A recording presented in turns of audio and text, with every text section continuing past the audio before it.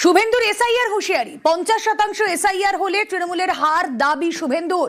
কমিশনের কার্বলিক অ্যাসিডে সাপ বেরোচ্ছে কটাক্ষ শুভেন্দু অধিকারের। ভুয়ো ভোটার কমলে ছাপ্পা ভোট বন্ধ কটাক্ষ শুভেন্দু।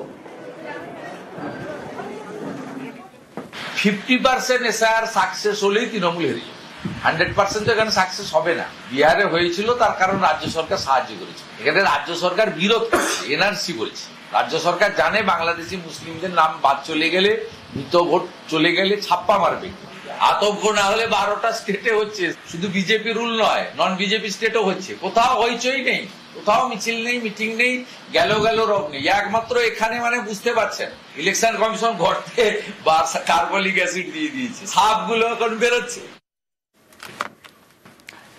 ইতিমধ্যে এই ঘটনা নিয়ে রাজনৈতিক চাপানোতর তুঙ্গে। শুভেন্দু অধিকারী যেখানে হুঁশিয়ারি দিচ্ছেন এসআইআর নিয়ে, যে 50% এসআইআর হলে তৃণমূলের হার।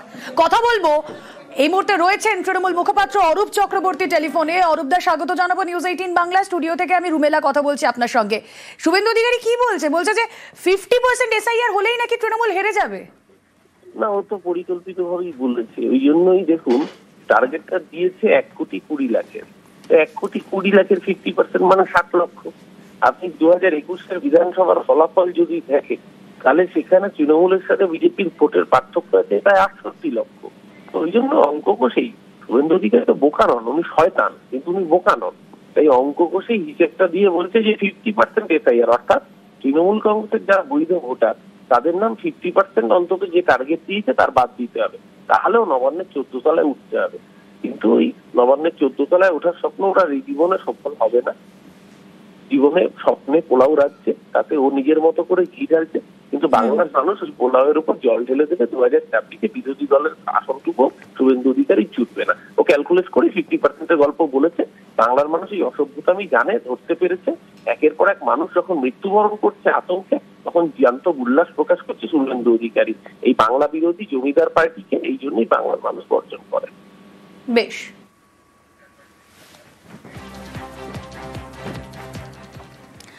আর এদিকে গড়ফায় সিপিআইএম এর এসআইআর সহায়তা ক্যাম্প, ভোটার অধিকার সুরক্ষা শিবির। বামেদের এসআইআর নিয়ে কোনো সমস্যা থাকলে হেল্প ডেস্ক সেখানে রয়েছে, যে ছবি আপনারা দেখছেন।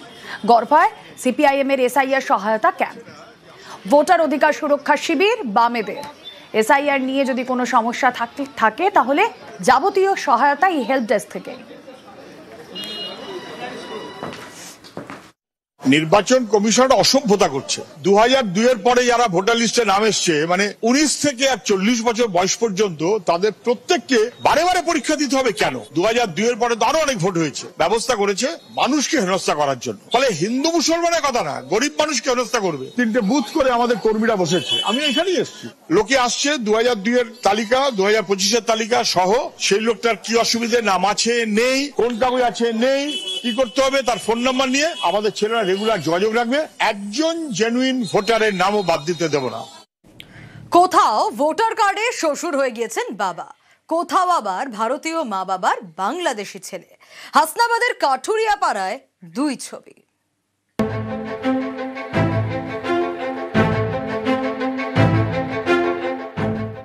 উত্তর 24 পরগনার হাসনাবাদ, এখানকার কাঠুরিয়া পাড়া এলাকায় চাঞ্চল্যকর ঘটনা। ভোটার তালিকায় শ্বশুর হয়ে গেলেন বাবা, শ্বশুরকে বাবা সাজিয়ে ভোটার তালিকায় নাম তুলে ফেলেছেন বাংলাদেশি জামাই। আব্দুল হক মন্ডল কি হয়? আমার স্বামী। তোর মনসুর মন্ডল আব্দুল হকের বাবা কি করে হলো ভোটার লিস্টে? এখন আগে তো ছিল না অত কিছু, হচ্ছে যে এখন এরকম সমস্যা হবে তার জন্য অত তার মানুষ জানতে পারত না। কয়েক বছর আগে আলেয়া মন্ডলের সঙ্গে বিয়ে হয় বাংলাদেশের আব্দুল হক মন্ডলের। অভিযোগ, এরপরে শ্বশুরকে বাবার পরিচয় দিয়ে ভোটার লিস্টে নাম তোলেন আব্দুল। এই বিষয়টি জানাজানি হতেই তিনি গা ঢাকা দিয়েছেন অন্য রাজ্যে। হাসনাবাদের কাঠুরিয়া পাড়ায় আরেক গল্প। এখানেই থাকেন আব্দুল আহাদ গাজী। অভিযোগ, তিনি বাংলাদেশি, এদিকে এদেশের ভোটার তালিকায় রয়েছে তার নাম। জন্ম সার্টিফিকেট সে আইলা হয়ে গেল তো সেই সময় হারিয়ে গেছে। ও সব হারিয়ে যাচ্ছে। স্কুল সার্টিফিকেট আছে।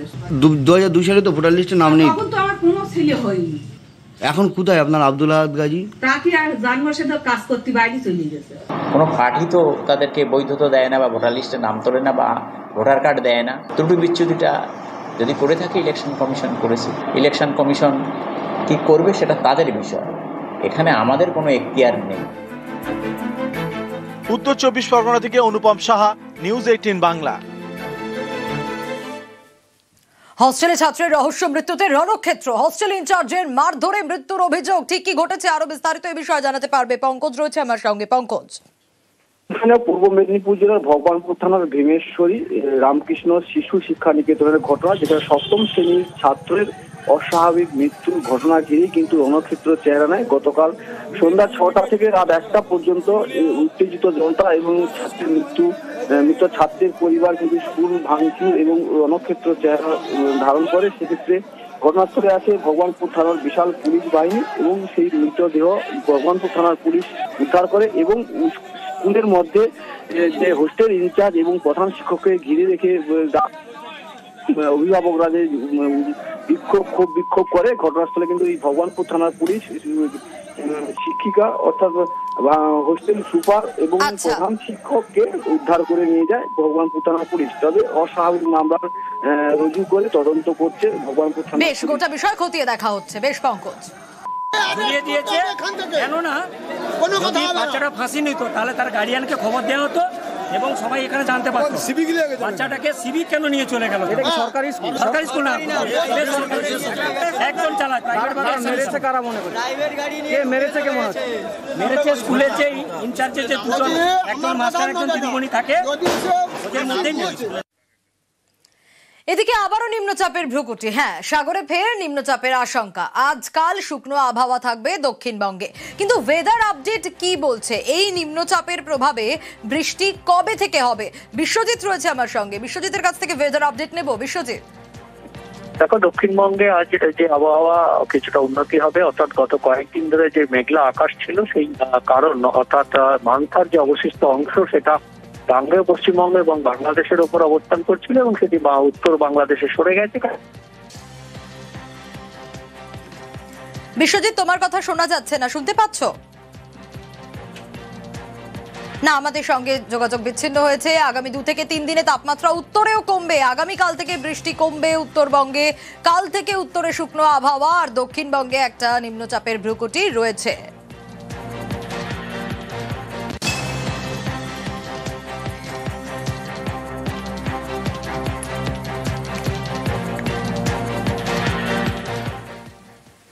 আর অসময়ের বৃষ্টি আর তাতে সীসামারার ছবিটা দেখলেই বুঝতে পারবেন সীসামারা একেবারে ফুঁসছে। আলিপুর দুয়ারের সীসামারায় আতঙ্কে নদী পারের বাসিন্দারা। টোটো ট্রাক্টরে দুর্গতদের উদ্ধার পুলিশের।